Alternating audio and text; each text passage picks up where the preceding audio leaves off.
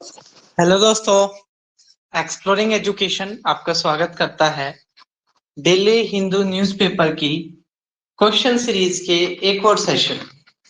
जैसे कि आपको पता है कि एक्सप्लोरिंग एजुकेशन आपके लिए डेली हिंदू न्यूज़पेपर के क्वेश्चंस लेकर आता है, जिसमें हम क्वेश्चन के साथ साथ उसका स्टैटिक पोर्शन भी देखते हैं। अगर हम बात करें पहले क्वेश्चन की, तो पहला क्वेश्चन कह रहा है अभी आरबीआई की जो एमपीसी है, मॉनेटरी पॉलिसी कमेटी है, उन्होंने फैसला किया है कि वो रेपो रेट को सेम रखें। रेपो रेट है क्या? रेपो रेट 6.50% है। पहले भी ये इतनी ही थी, ठीक है, 6.50%। ठीक है, अपनी नई रेपो रेट आप लोगों की रहने वाली है। अगर हम बात करें रेपो रेट की, तो रेपो रेट वो रेट होती है जिस रेट पर, ठीक है, जिस रेट पर आपके कॉमर्शियल बैंकों को, ठीक है, आरबीआई के द्वारा लोन प्रोवाइड किया जाता है शॉर्ट टाइम के लिए। और बैंकिंग सेक्टर में शॉर्ट टाइम माना जाता है 1 साल से कम, यानी कि 1 साल से कम के लिए आरबीआई जिस रेट पर, ठीक है, बैंकों को लोन प्रोवाइड कराता है वो रेपो रेट है। अगर हम आरबीआई की बारे में बात करें, तो हिल्टन यंग कमेटी जो 1920 में सेटअप हुई थी, जिसने अपनी रिकमेंडेशन 1926 में दी थी, इनकी रिकमेंडेशन को मानते हुए आरबीआई एक्ट आया था 1934 में। उस आरबीआई एक्ट ऑफ 1934 के तहत 1934-5 में आरबीआई बना था, जिसका हेडक्वार्टर रखा गया था पहले आपका कोलकाता में 37 तक, 35 से लेकर 37 तक आरबीआई का हेडक्वार्टर कोलकाता में रहा। उसके बाद परमानेंटली इसको मुंबई शिफ्ट कर दिया गया और तभी से मुंबई है। 1 जनवरी 1949 को आरबीआई को नेशनलाइज कर दिया गया, राष्ट्रीयकृत कर दिया गया, यानी कि एक सरकारी संपत्ति हो गई। सर ओसबोर्न स्मिथ इसके पहले गवर्नर थे और सीडी देशमुख इसके पहले इंडियन गवर्नर थे। फिलहाल शक्तिकांत दास इसके गवर्नर है और इसकी जो मॉनेटरी पॉलिसी है उसका डिसीजन एमपीसी लेती है, मॉनेटरी पॉलिसी कमेटी, जिसमें 6 मेंबर। नेक्स्ट क्वेश्चन कह रहा है what is the RBI forecast for Indian GDP? भारतीय जीडीपी के लिए आरबीआई की फोरकास्ट कितनी है?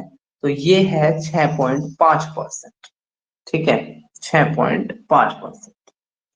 अगला क्वेश्चन कह रहा है when did monsoon of this year reach? तो बेसिकली क्या होता है, जनरली 1 जून को मॉनसून आता है।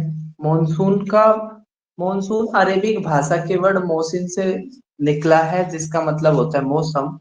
तो होता क्या है, जैसे जैसे सूरज नॉर्दर्न हेमिस्फीयर की तरफ बढ़ता जाता है, तो ऐसे ऐसे क्या होता है, इस साइड आपका लो प्रेशर बन जाता है और नीचे हाई प्रेशर रहता है।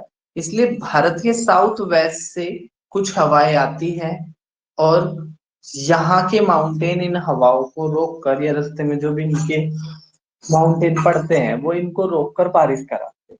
तो सबसे पहले ये केरल राज्य में आता है और इसको बोलते हैं साउथ वेस्ट मॉनसून। कुछ दिनों के बाद सूरज फिर से आपका साउदर्न हेमिस्फीयर की साइड आपकी बार बढ़ने लग जाता है और जो हवाएं नीचे से ऊपर की साइड चलती थी, अब वे ऊपर से नीचे की साइड चलने लगती है। इसको बोलते हैं नॉर्थ ईस्ट मॉनसून। और जो कोरोमंडल कोस्ट है चेन्नई के पास, ठीक है, वहां पर लौटते हुए मॉनसून से ही बारिश होती है। चलिए नेक्स्ट अगर हम क्वेश्चन की बात करें, तो नेक्स्ट क्वेश्चन कह रहा है उस साइक्लोन का नाम बताओ जो मई मंथ के दौरान, ठीक है, बे ऑफ बंगाल में डेवलप हुआ था। तो उसका नाम है मोचा। फिलहाल आपके 2 साइक्लोन आपको याद रखने हैं। एक अभी जो अरेबियन सी के आसपास अपना ओरिजिनेट हुआ था, ठीक है, मैझोर करके, और एक आपका ये वाला, ठीक है, मोचा। मोचा कहाँ पर? आपका बे ऑफ बंगाल। नेक्स्ट कह रहा है when did Chandrayaan 3 will launch. आपको पता होगा कि जो चंद्रयान फर्स्ट था वो अपना सक्सेसफुल हुआ था, फिर चंद्रयान सेकंड में कुछ दिक्कत हो गई थी, ठीक है, जिसमें लैंडर भी था रोवर भी था, लेकिन हम सक्सेसफुली सॉफ्ट लैंडिंग नहीं करा पाए थे, ठीक है। अब की बार चंद्रयान 3 हम भेज रहे हैं अगले महीने मिड जुलाई के आसपास, ठीक है। तो कौन भेजेगा? इसरो भेजेगी। इसरो का हेडक्वार्टर कहाँ पर है? आपका बेंगलुरु में हेडक्वार्टर है। 15 अगस्त 1969 को ये बना था, और एस सोमनाथ अभी इसके चेयरपर्सन है, जिन्होंने के सिवन को रिप्लेस किया। कहाँ से होगा? 7th क्वेश्चन उसी से जुड़ा हुआ है। तो सतीश धवन स्पेस सेंटर से आपका ये रिलीज होगा। नेक्स्ट कह रहा है when next NEXT test conducted by AIIMS. तो बेसिकली क्या है, जो आपके मेडिकल स्ट्रीम के जो फाइनल ईयर के स्टूडेंट होंगे उनके लिए एक एग्जाम आयोजित कराया जाएगा एम्स के द्वारा, जिसको क्या कहते हैं? नेक्स्ट कहते हैं। तो इसका विरोध हो रहा था, तो ये क्या होगा, अभी अगले साल से शुरू होगा। तो नेक्स्ट टेस्ट को कौन आयोजित कराएगा? एम्स आयोजित कराएगा, और ये मेडिकल सेक्टर का टेस्ट है, ये अगले साल से हुआ करेगा। नेक्स्ट कह रहा है US national oceanic and atmospheric administration confirm this event this year. तो बेसिकली क्या है, एक होता है एल नीनो, ठीक है, जिसका शाब्दिक अर्थ होता है जीसस क्राइस्ट, एल नीनो का, या बेबी क्राइस्ट। जीसस क्राइस्ट नहीं, बेबी क्राइस्ट इसका एक्चुअल एग्जैक्टली मीनिंग होता है। और होता क्या है कि जो पेरू कोस्ट है, ठीक है, उसका सामान्यता से अधिक गर्म हो जाना, ठीक है, सामान्यता से अधिक गर्म हो जाना अल नीनो इवेंट कहलाता है। और जब अल नीनो बनता है तो ये जो साउथ अमेरिका वाला कोस्ट है, यहाँ पर अच्छी खासी बारिश होती है, और इंडिया में उस साल बारिश कम रहती है। लेकिन अगर इससे उल्टी कंडीशन बनती है, ये अल नीनो है, अगर ला नीनो बनता है, ठीक है, तो हमारे यहाँ पर ज्यादा बारिश होती है, और साउथ अमेरिका के कोस्ट पर, पेरू कोस्ट पर कम बारिश होती है।